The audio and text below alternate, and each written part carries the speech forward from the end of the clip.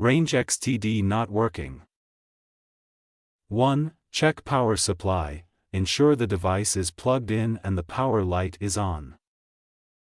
2. Restart the extender, unplug, wait 10 seconds, and plug it back in to reset.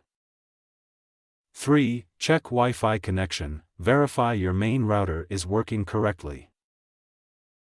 4. Connect to extender network, on your device, check if you're connected to the extender's network, e.g., EXT or 5G_EXT.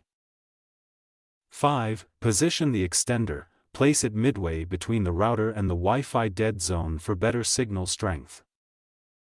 6. Check indicator lights, refer to the manual to interpret indicator lights, signal strength or errors.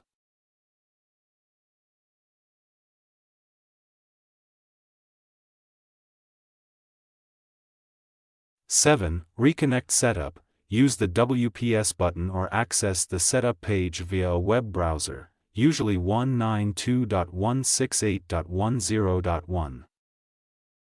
8. Check extender settings, ensure it's connected to the correct Wi-Fi network and has the right password. 9. Firmware update, check the manufacturer's website for the latest firmware and update if necessary.